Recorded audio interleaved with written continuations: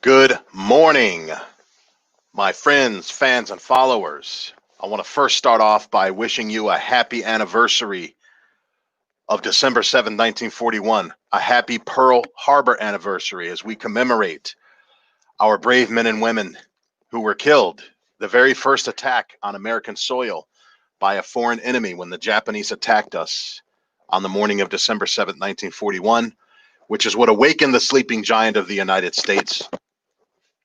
And today's the anniversary of that, a day that shall forever live in infamy, FDR said. And I remember hearing a parallel between the Pearl Harbor attacks and 9/11. Because if you think about it, folks, World War II was raging for years before the United States of America got involved. We were here, we were being isolationist, and we were minding our own business. FDR was kind of doing his own version of America first in a way. And we were not involved in World War II right away. Hitler had taken over. The Japanese imperialists had taken over. Everybody was taken over in the axis of evil.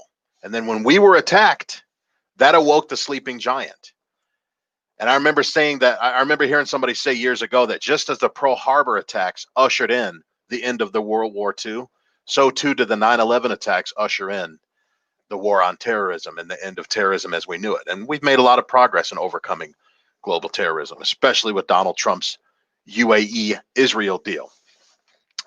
So I want to give a moment of silence for our fallen soldiers who died on December 7, 1941.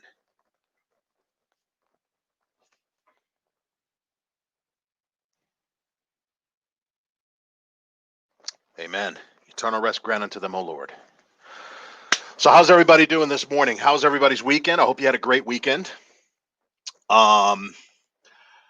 Some of you in the comments, you want some good news, Leon?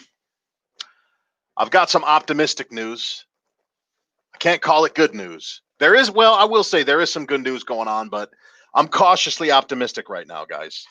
We're coming up on the deadline of December 14th, and I promise you guys that this week I will get into some updates of what's going on with the election. But I feel like today is an important show because I want to talk about Kamala Harris. And I'm not even going to go, this is still a surface level analysis of my opinion of her. So I'm going to get into that today, as you can see in the description section. And if you want all the resources that I used to put together today's show, you have to head over to my YouTube channel and subscribe. I am also broadcasting live on YouTube as well. So if you haven't done so, folks, please subscribe to all my social media channels. Please like and share this video. Please comment on it. Whether you agree or disagree, I would love to hear from you. It really helps me with the algorithms, and I really appreciate that. So, I hate being right, guys.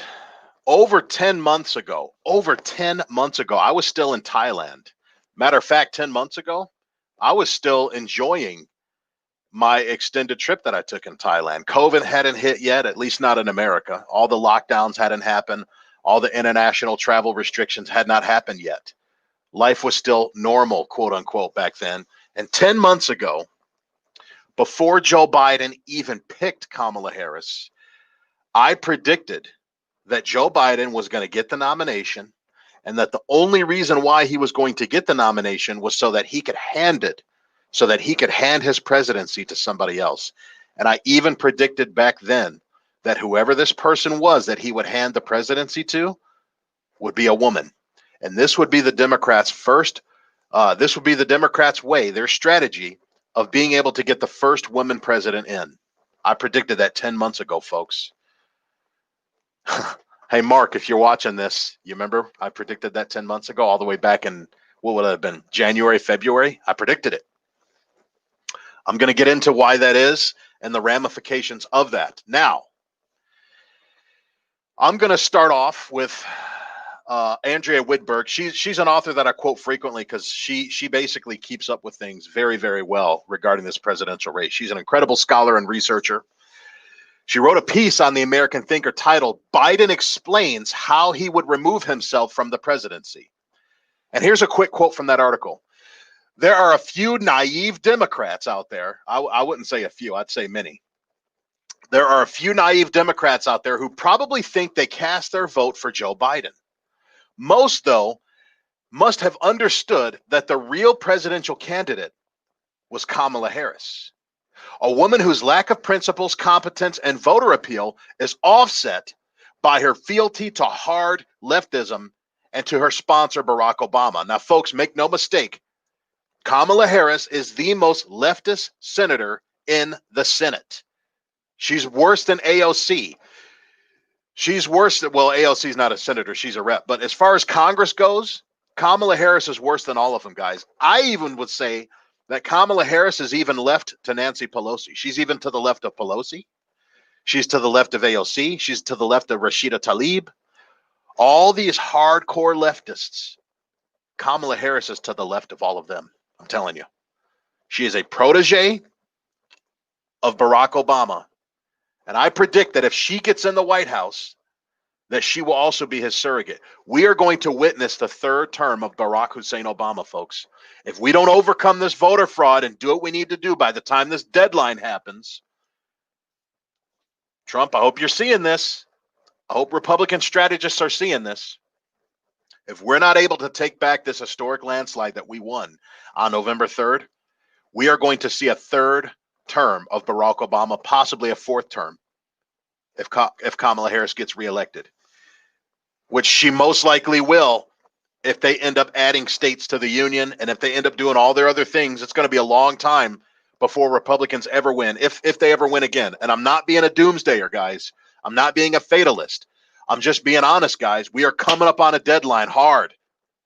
We better get to work. We're working. But the Trump team, the legal team, they better get this thing rolling, man. The article continues. The big question then has been how in the world Biden is going to be hustled off the stage. So in other words, if Biden gets elected and this whole thing goes through and we're unsuccessful in our attempt to take back this election, how's Biden going to exit? During an interview with CNN, Biden himself explained what will happen if he gets in. Since Kamala Harris couldn't get into the presidential ticket on her own behalf, she had to be attached to someone who would swiftly exit stage left. That person is Biden. The question many have asked, though, is what's the plan to remove Biden from the presidency?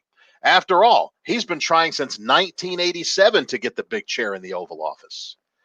Biden, these are Whitberg's words, Biden, who looks increasingly like Skeletor, surprised everyone by providing the answer during an interview with CNN's Jake Tapper.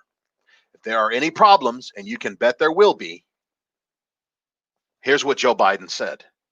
I'm going to let this footage speak for itself, folks. Some of you may have seen this, some of you may have not. So let me go ahead and share my screen and roll the tape.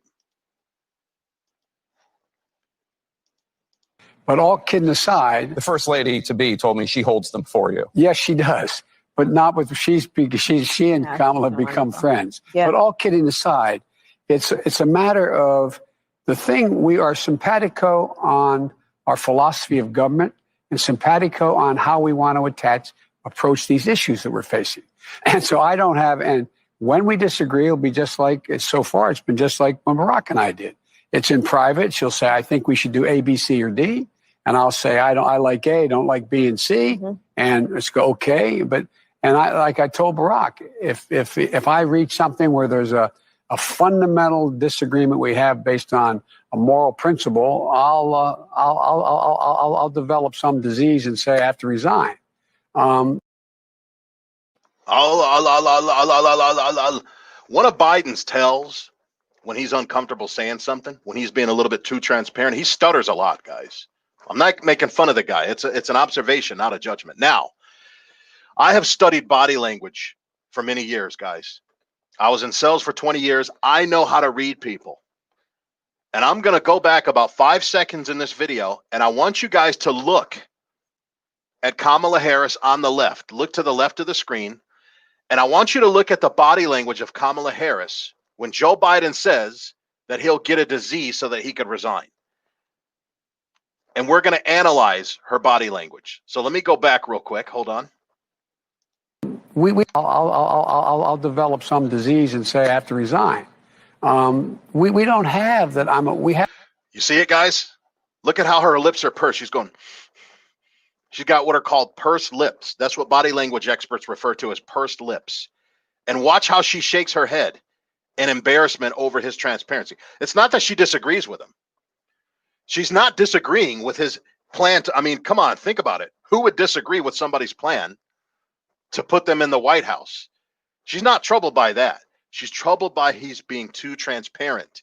That's a problem that Barack Obama had with Joe Biden for the 8 years of his presidency, is that Biden suffers from verbal diarrhea. The guy is a loose cannon. He's a bull in a china shop, and he's an uncontrolled variable when he opens up his mouth and you give him a microphone. Develop some disease based on a Look at her body principle. language. I'll develop some disease and say I have to resign. We don't have that. We haven't, and we discussed at length our views on foreign policy, on domestic policy, on intelligence. And the great thing is she has a background in the Senate on intelligence, the Intelligence Committee. She has a background in the Senate on a whole range of things that are going to be pertinent to what we have to do. But it's going to be, I think so much is going to be incoming, Jake. Yeah. It's a matter about who takes what when. Yeah. I don't need to tell you, Mr. President-elect, that the NAACP. Mr. President-elect, boy, do they like calling him that. But think about it, guys. She looked very, very uncomfortable. Not with the idea of becoming president, but with how transparent he was being about the plan. It's like, hey, Joe, you're giving away the plan, man. Come on, man. And I want you guys to think about something. If you go back to that video, twice he said, all kidding aside. He wasn't joking. Right? He wasn't joking, guys. If you go back to that video twice, 2 different times, Joe Biden said, all kidding aside, if Kamala and I have a disagreement, I'll blah, blah, blah, that I'll come up with some kind of disease. What kind of superpower does Joe Biden has to where he could just conjure up an arbitrary disease just because his running mate disagrees with him about something? That'd be a cool superpower to have back when I was a kid. You know, I don't feel like going to school in the morning. And I say, hey, mommy, I have the flu. And then I get the flu, so I don't have to go to school. What a superpower Joe Biden has. But the fact is, guys, I've studied body language for a very long time. I like to play chess. I like to play poker, both of which are games. If you're playing somebody in person, I'm not talking about online chess or online poker. I'm talking about face-to-face poker, right? One of the skills you need for that game is you have to read the body language of your opponent. I can actually predict my opponent's chess moves, or I have a good idea of what his next move is going to be when I study his body language when he's playing chess. When I look at how he's looking at the board, when I'll look where he looks, and it's a weird, crazy skill, but you can develop it. And the fact is, I want to do a little bit of body language analysis on Kamala Harris, this notion of what's called pursed lips. And there's actually a clip that I prepared that will kind of break everything down for you guys about how uncomfortable Kamala Harris was. Watch this. It's not specifically about Kamala Harris, but it's definitely applicable.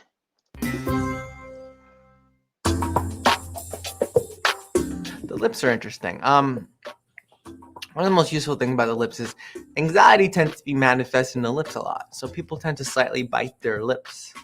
And it's like there's a difference. So there's like an interest, overt sexual lip bite, like women do it sometimes. Like I can't do it that well, but you know, it's like that cute little lip bite, right? That some men love. There's also the anxious bite of lips, and usually, so some people overtly do it. They're like, right? And some people do it so slight it's hard to see, but they bite the back of their lip with their mouth closed. So it's like this. I don't even know if you could see it on camera, but it's like a slight bite of the lip. And people will do it when they're anxious. It's very, very interesting. Like I've spotted certain people in the first 5 or 10 minutes, I see this kind of like weird lip bite. And then all of a sudden it goes away. That means for those first 5 or 10 minutes, they tend to be anxious. Also, I like lips because people tend to. Okay, so long story short, what this body language expert says is that when people are anxious, one of their tells, parents, listen up if you want to catch your kids in lies. One of the tells of somebody who's anxious or uncomfortable is they go like this. They go, it's called pursing their lips. And it's an involuntary movement of the limbic brain. They can't control it. It's subconscious. They have no control over it. They're like, it's like, or they'd have to try really, really hard to try to control it. Okay. And if you go back and watch that video, I don't have time to keep repeating it. But right when Joe Biden says, oh, if we disagree, I'll just come up with a disease and I'll design. I'll design, man. Come on, man. He talks with his mask on. So you got to do the mask voice, man. Come on, man.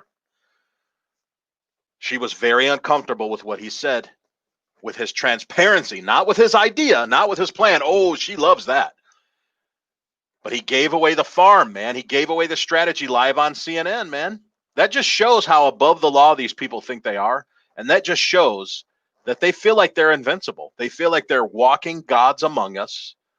And they can just say and get away with whatever they want, whether it's his racist comments, whether it's him giving away his evil plans to hand the presidency over to Kamala Harris. It just is what it is, guys. Now, moving on. Why is it that they have to do this?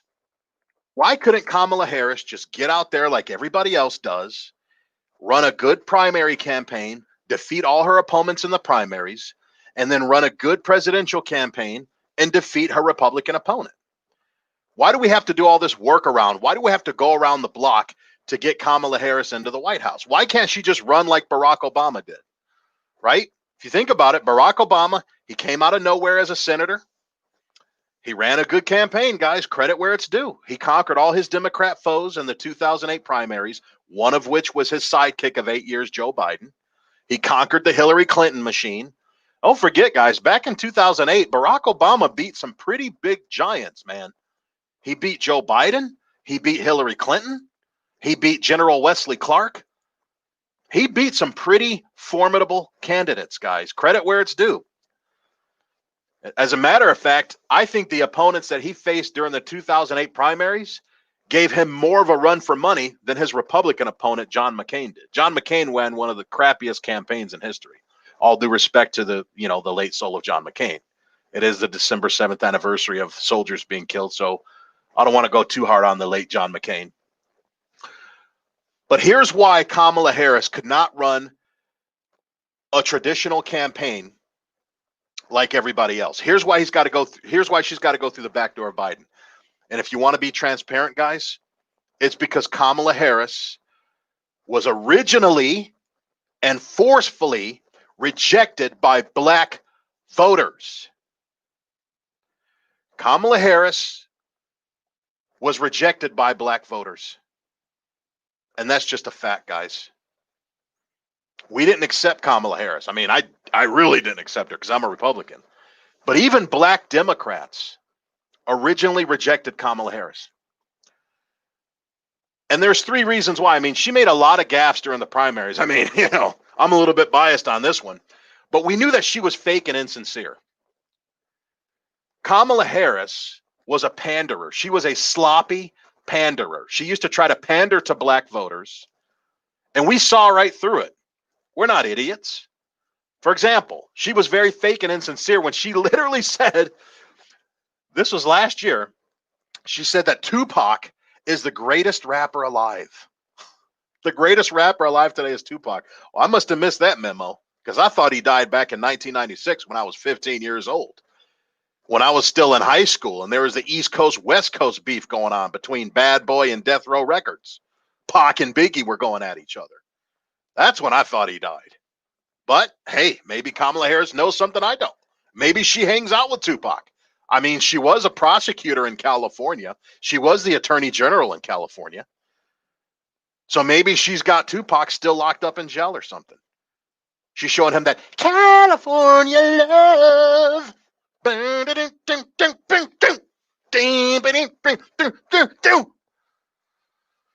She has a horrible record as a career prosecutor, but I don't refer to Kamala Harris as a career prosecutor. You know what my nickname for her is? This is a Bobby Hesley phrase that I've coined. Kamala Harris is a career persecutor. She locked up over 1,500 black men with harsh, non-violent offender prison sentences for smoking marijuana. Guys getting 10, 15, 20 years in jail for smoking weed. And then when she was asked about smoking weed, she laughs about it. We saw right through that crap. But I'm going to show you the main reason why black voters rejected Kamala Harris in the primaries. They did not vote for her. She only placed third, guys. She got it handed to her in the primaries. I believe that the main reason black voters rejected her originally, when they had the chance to actually vote for her, was because she denied her black race and she ran as an Asian. Kamala Harris is fake. She's a traitor, and she politicizes the color of her skin. She only cites her blackness when it suits her. And if you think I'm lying, I'm going to quote from one of the most leftist news journals there are out there. Has anybody ever heard of the Politico? The Politico is about as left as it comes. Okay. Here's a piece from the Politico that was written a year ago. This was written back on December 4th, 2019. So this was over a year ago during the primaries. And the Politico, right? Not the American Thinker, not Rush Limbaugh, not Newsmax, not OAN, not Fox News back then before they fell left. Not all these traditionally conservative news outlets were saying this. This was the Politico, folks. One of the most leftist journals out there. And listen to what this article says.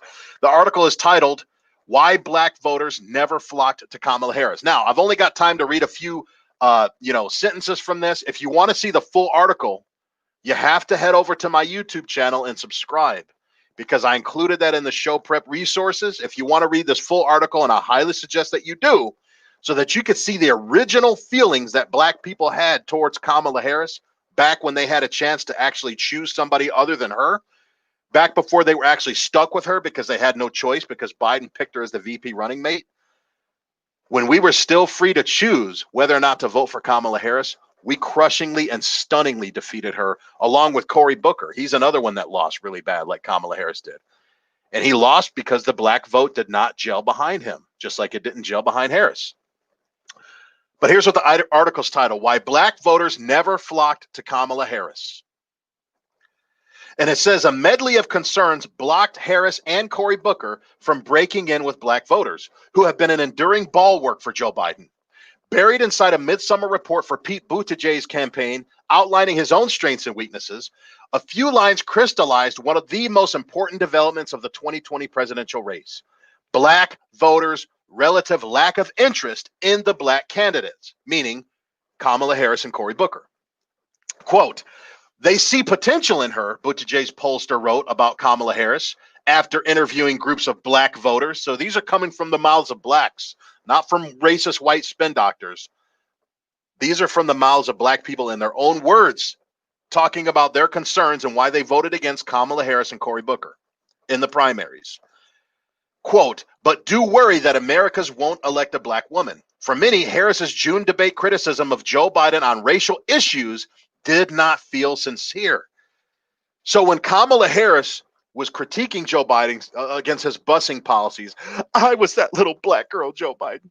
Everybody saw through her fake tears and her fake emotions, including black people. I remember black people telling me and writing about how fake they thought Kamala Harris was. She was fake, dude. And she still is fake. What's changed in a year? How is she all of a sudden not fake? If anything, she's more fake. Because when people are power hungry, when they're in the pursuit of power, that's when they're the most insincere and deceptive and fake and manipulative. The article continues, "That collective choice by black voters so far in this campaign has been one of the most misunderstood dynamics of the Democratic primary. Harris's campaign and others initially expected South Carolina, with its majority black Democratic electorate, to be a source of strength for her. But Biden has prevented any other candidate from breaking through there this year, even as his poll numbers have flagged in other whiter early primary caucus states. Finally, it says a review of public polling and interviews with Black strategists, activists, and Democratic officials explains why African American voters have largely gotten behind non-Black candidates like Joe Biden. A medley of concerns about Harris's and Booker's electability, their authenticity, and their campaign styles, all of which prevented them from effectively challenging Biden's enduring and, to some, surprising strength among African Americans. Finally, Harris's record as a prosecutor, which I call a persecutor because that's what she was. You talk about mass incarceration, systemic racism that results in mass incarceration of Black males. Look no further than Kamala Harris. Harris's record as a prosecutor, which she pitched as a strength in a potential matchup with Donald Trump in the general election, but swung back and forth between emphasizing and de-emphasizing as her campaign went on, also bothered some Black voters, especially Black men like Luke Campbell. You guys remember Luther Campbell, Luke Skywalker from 2 Live Crew? Get on it, don't stop, get it. He came out and criticized Kamala Harris for her fakeness and for her record of persecuting Black men. So many Blacks feel that Harris is a sellout and she only plays the Black card when it suits her. And I've got proof in my own words, guys. I've got proof in my own words of that. I'm actually going to share my screen real quick. And I'm going to show you guys an article here. Okay. I mean, look at this article. Look at this article. Hold on one second, guys. Look at what this article that was written, again, back during the time when she was running, when she was campaigning in the primaries. Look at this article. Making herstory, Kamala Harris says she could be the first Asian American president. So back during the primaries, and Black people did not let her forget about this, and they defeated her because of this, guys. Our memories can be very short, guys, but Black voters defeated Kamala Harris because she ran as an Asian. She denied her Blackness. She refused to acknowledge, she wouldn't even acknowledge her Jamaican heritage roots. She ran as an Asian, guys. She did. Let me read a few snippets of this before I go on to some more videos that prove this. This is a Breitbart article. It says Las Vegas Senator Kamala Harris brought her presidential campaign to a Vietnamese restaurant in Sin City's growing Chinatown, touting her candidacy as a chance to elect the first Asian American U.S. president. Harris began her remarks by noting the importance of Asian American and Pacific Islander Heritage Month and reminded the audience that she was also the first South Asian U.S. senator. Not the first Black senator, not the first woman senator, the first South Asian U.S. senator, because her mom is Indian, right? India is part of South Asia. She ran as an Asian, folks. She didn't run as Black. When she wanted to win, when she was in pursuit of her power, she did not run as a Black woman. The only time she started referring to herself as Black was when she started becoming the VP pick so that she can start, the first Black female president. Harris said, I intend to be very active and very vocal in fighting for every vote, in particular the Asian vote, she declared, saying she wanted to be a role model for Asian immigrants and encouraging more of them to run for public office. So moving on, guys, that's why Blacks initially rejected Kamala Harris. That's why she couldn't make it there on her own, okay? And I actually made a video piece that you'll have to go to my YouTube channel to watch the full video. I actually made a video about this, guys. This is one of the first videos I made when I got back from Thailand.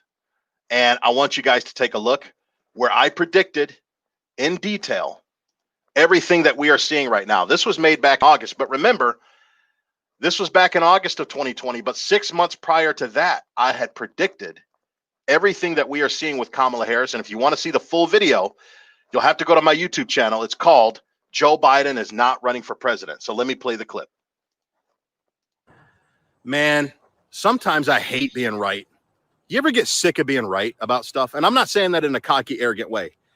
I truly get sick of seeing my theories and my predictions play out in the world, because I don't like my theories and predictions, because I don't like the consequences of them if they happen and if they come true. I was saying all the way back 6 months ago, once we found out that Joe Biden was pretty much going to be the 2020 Democrat nominee, I was telling everybody, all my closest friends, right? Hey, Mark, if you're watching this, you heard me say this. I was telling everybody that I knew, publicly and privately, that Joe Biden is not running for president. I mean, technically, yeah, Joe Biden is running for president, but the man is truly demented.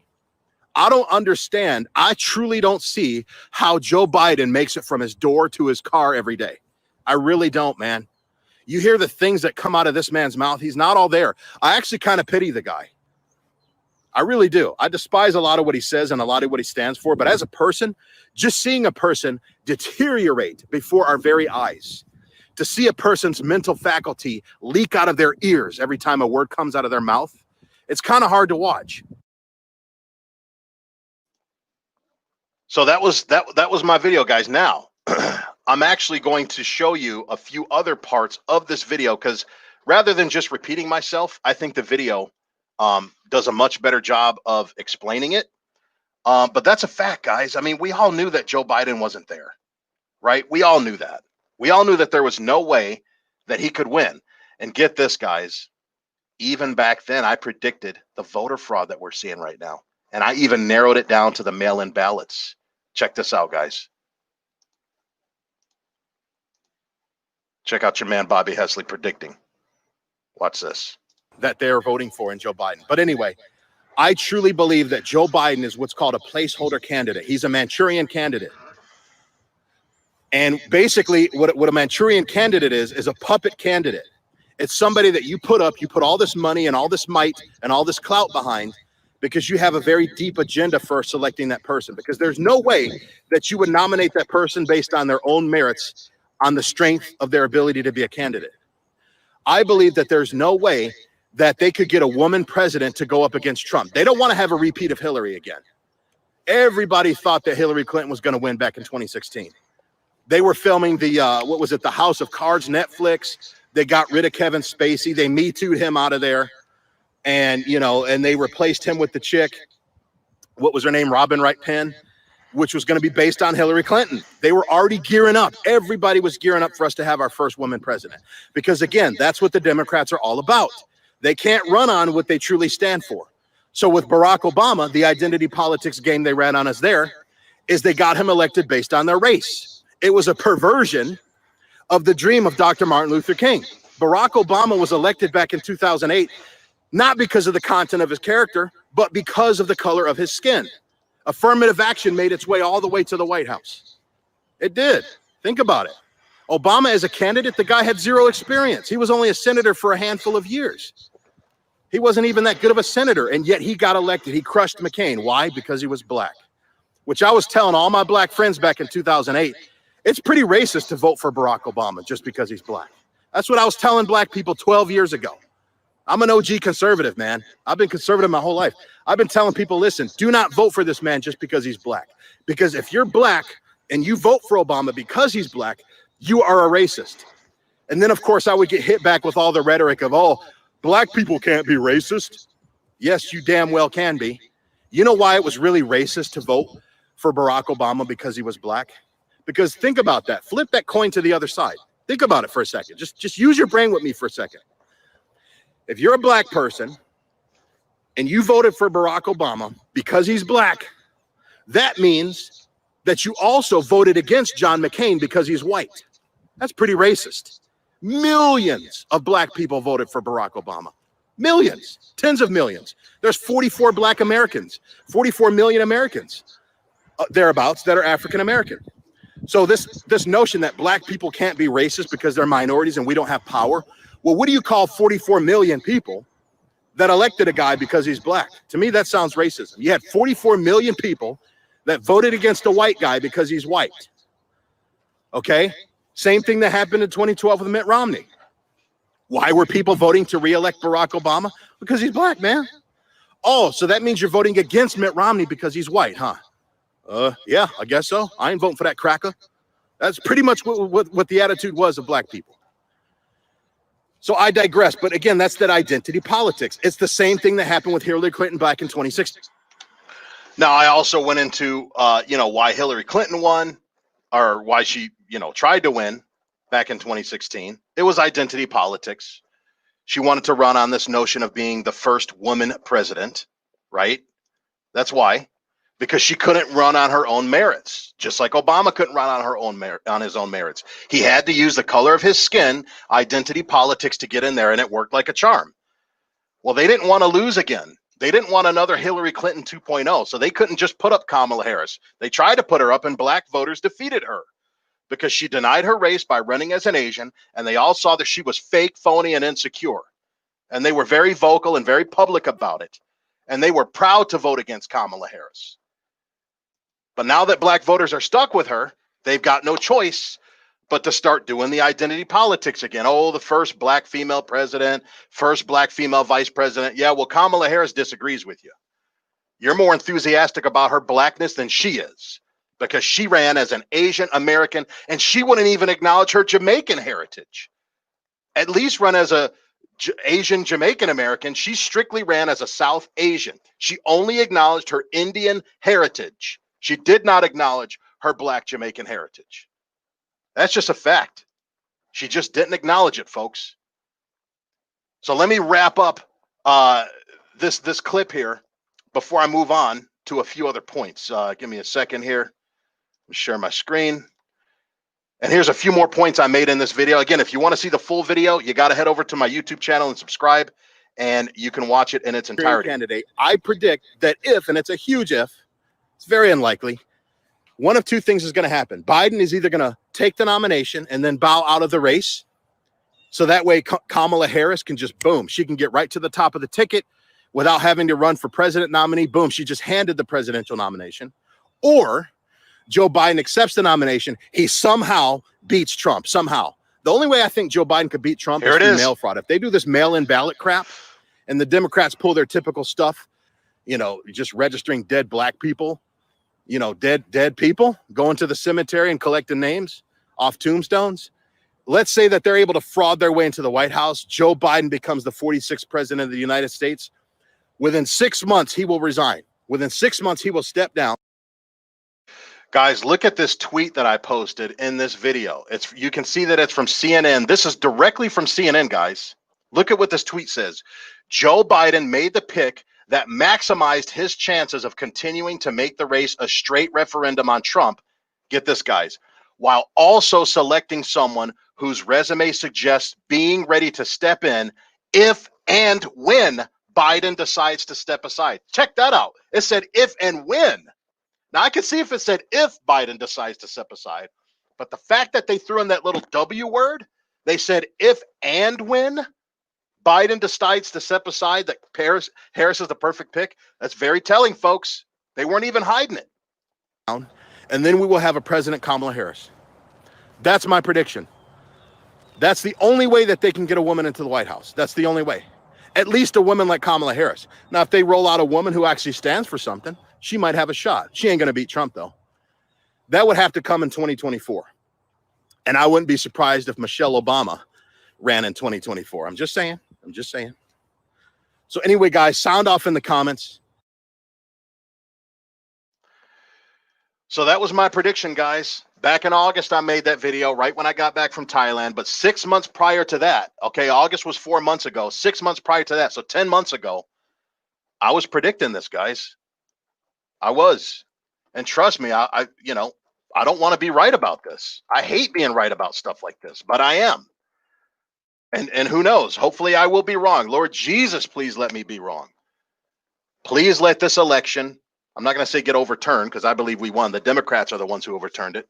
But I pray that the Trump team pulls this thing off, because they need to.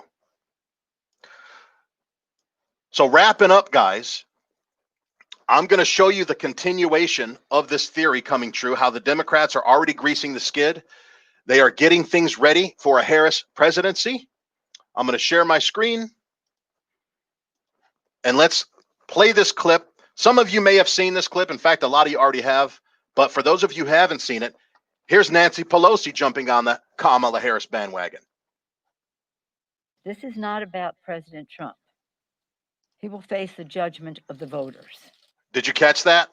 She's invoking the 25th Amendment of removing a president that's unfit for office. And she specifically says that this is not about President Trump, but for future presidents. This is not for the current sitting president, in Pelosi's own words, as you're seeing with your very own eyes and hearing with your very own ears. She said this is for future presidents, i.e., number 46, Joe Biden. We very well might end up going pretty much from number 45 all the way to number 47. With number 6 just sitting in there for a few months, and he's a placeholder candidate. He's keeping the seat warm in the Oval Office for Kamala. Pelosi continues. But he shows the need for us to create a process for future presidents. The 25th Amendment creates a path for preserving stability if a president suffers a crippling physical or mental problem and is unquote in the amendment. A crippling physical and mental problem. We already know that Joe Biden suffers crippling mental problems. But the fact that with his own words says in an interview with Jake Tapper just a few days ago that I will come up with a disease so that I can resign. Guys, it's all there. Unable to discharge the powers and duties of his office and transfers his powers. Specifically, Section 4 of the amendment empowers Congress to set up an independent body to confront such a crisis. Congress has a constitutional duty to lay out the process by which a president's incapacity and the president of any party is determined. This bill honors the duty by creating a standing commission of top former executive officials and medical experts selected in a bipartisan, bicameral way. A president's fitness for office must be determined by science and facts.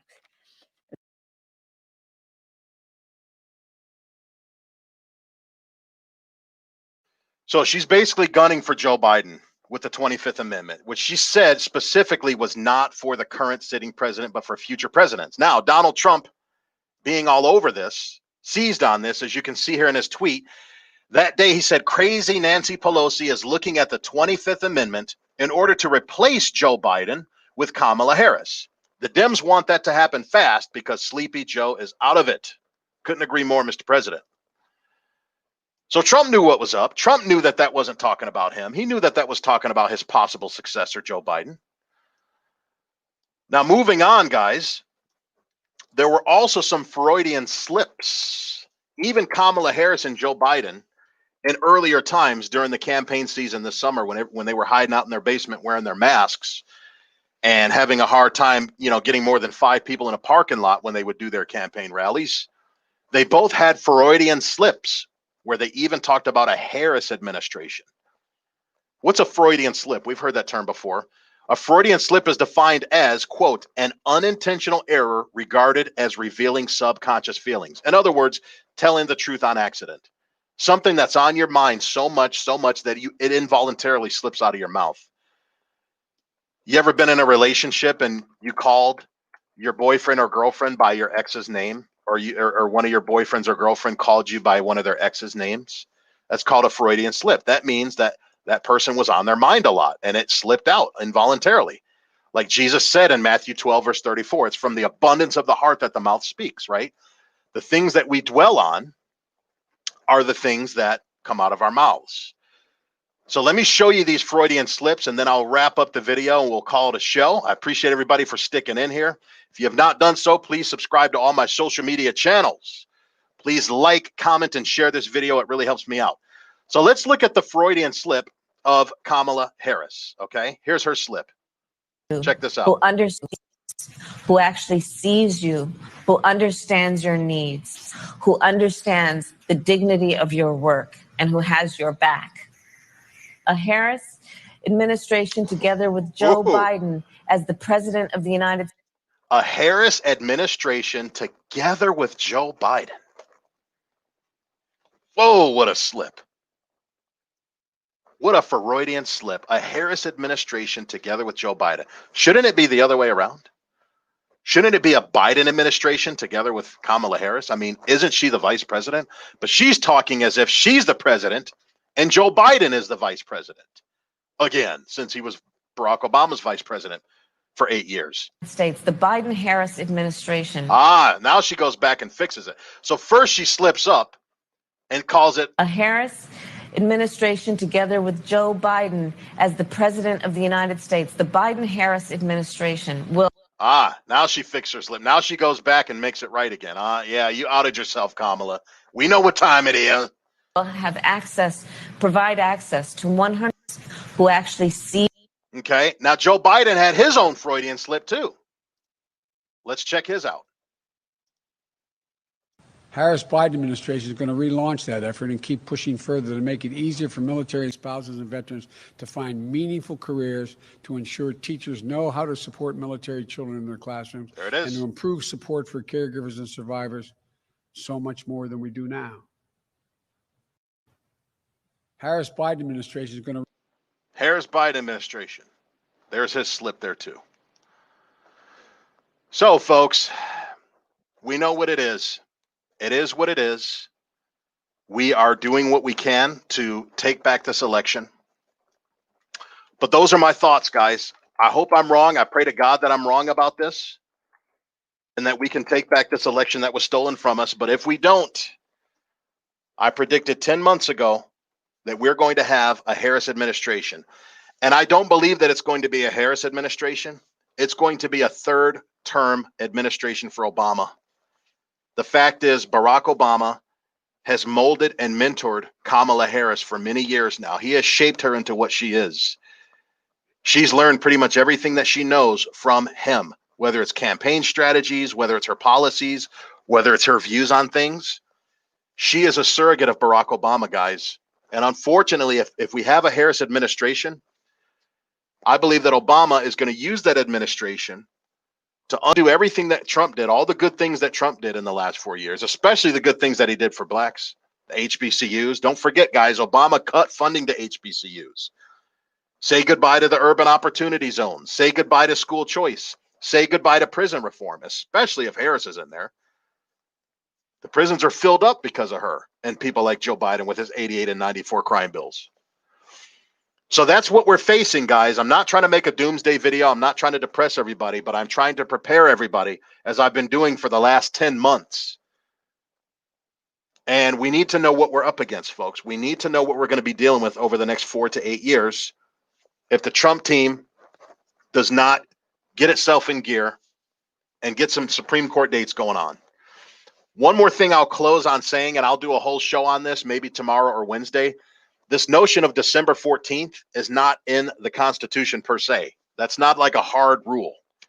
We actually have until January 20th, contrary to what a lot of people are trying to tell you.